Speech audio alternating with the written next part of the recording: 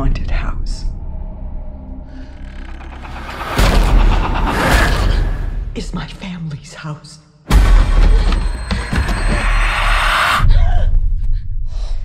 Shasugarai! First of all, congratulations for this movie. It's amazing. I really love the way that you closely perfect a cycle. Is just you respect the original movies, the original timeline, and that's awesome. And Great. Thank you for that. Oh, good. And now that the story apparently has come to an end, what's the next step to Insidious? For the next Insidious, we don't know yet. I'd love to make another movie. We will, if this movie is popular and successful, we will definitely make an Insidious 5, but I don't yet know what it'll be. I would only do it if Lee would write it, but I think he would write it. I just don't know what it'll be about yet. Well, you love horror movies. I do. I love horror movies, and I'm so glad that someone that shared the same passion with this genre is behind some great horror franchises. Oh, good. Do you think that this passion is what makes the Blumhouse's movies so successful? I think a bunch of things make the movie successful. We have a great team of people, so it's a bunch of people who've been at the company a long time. So I think that. I think the fact that we're very strict about budgets. We really, really, really focus on keeping the budgets down, and that allows us to choose different odd movies like Get Out,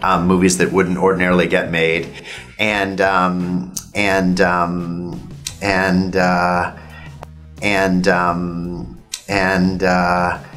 the final thing is, I think that we look for kind of the story first and the scares second. And I think the very Hollywood thing is to say, like, what are the scares? And we look for what's the story. And I think that's unusual too. So those are three things that I think make our movies good. I'm a huge fan of your job. My first contact with your work was in A Nightmare on Elm Street, and then Critters. Oh, you know the whole story. I saw you in Detroit Rock City, which gets me real angry because Kiss is my favorite band.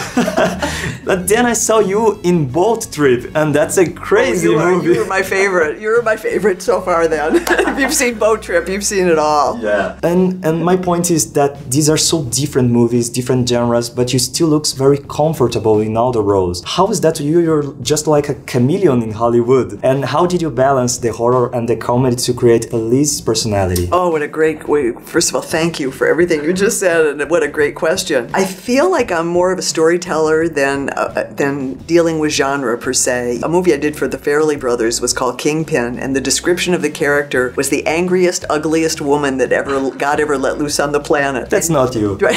But that description, it's one of my favorite roles I ever did. But that description, it's like when you read a script, there's something that ignites in you, kind of. So for me, it's more about that, and also the people I'm going to be working with is very important because it's a real team sport. So it's like the opportunities is what I always hope to continue to have, and if it's not a story that sparks me or a character that has any real import, I'm less likely to want to do it these days. Elise is really grew. She's definitely a product of all the work I've done in many respects. I mean, I can't believe how long I've been an actress and how many years I've done it in the different roles, even myself. But James Wan asked me to do it when we met. Sort of, he had seen a movie called Dead End I did, which some years ago, and after we did the first one, we didn't expect it to be a franchise at all. But I kind of try to answer your question as well. I try and bring all the information and education I have learned, and I still am learning. I love being on set and watching other actors work and ask questions and hear, because you learn, everything is still learning. But to bring everything to a head in this character was really wonderful. In the first one, I was kind of explaining what the further was and explaining what was happening. But apparently the empath part of me said it in such a way that people really started to respond to the character. So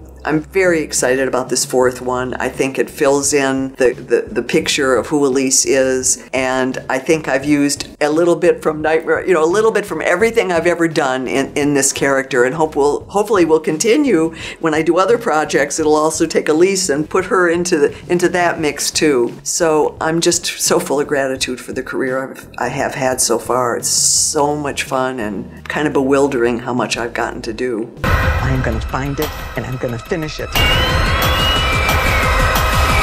Well, now and in previous interviews, you say that you have a very different vision from the common thought in Hollywood. Yeah. Instead of make ever more expensive movies, you decided to do movies that look like low-budget movies. Yes. And why do you think that the audience is interested in that kind of movie? Well, I think the audience doesn't care about the budget of a movie. I think that's a misconception of Hollywood. I think there are some superhero movies, for instance, they don't need to be 200 million, but I think they need to deliver big action sequences, and there's no way to do those inexpensively. But scary movies, I think, are actually better when there are not any special effects, when there's no CGI, and when you push the budget down. It forces the director to focus on story and acting, and those are much more important ingredients to a good movie than CGI or special effects. Blumhouse produces a lot of great horror franchises. Did you ever think about making a crossover between them or make them coexist in the same universe in some way? We have. We thought about mixing Sinister and Insidious once, which didn't happen, but I think we're going to do that. We're going to try and kind of combine universes. We haven't done it yet, but I think we will do that, yes. Be awesome.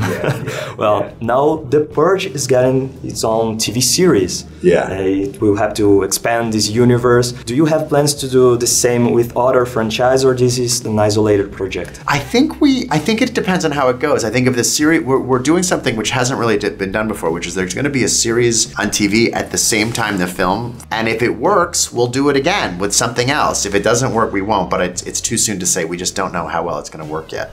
Elise is a very strong woman. She has such a very strong personality, and she's trying to do her job. She has gone so many times to the further, but she still has a sweet tooth, especially when we talk about Specs and Tucker. She's like a mother figure to them. And how is your relationship with the actors? Because you seem so natural on the screen. You just look like a real family. They are. I adore both those guys. I mean, Lee Winnell is fantastic, and so is Angus. And they're friends from Australia. So Lee wrote himself in.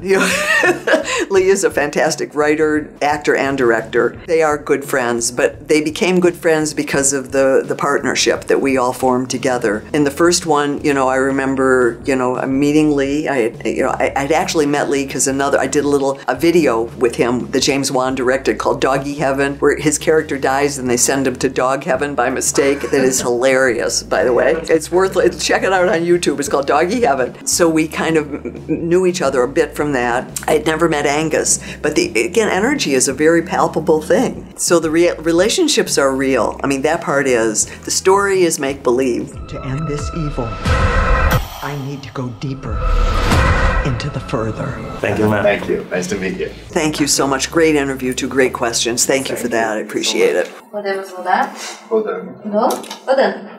Another great. I'm fascinated. I'm everybody's got these fabulous tattoos. It's beautiful.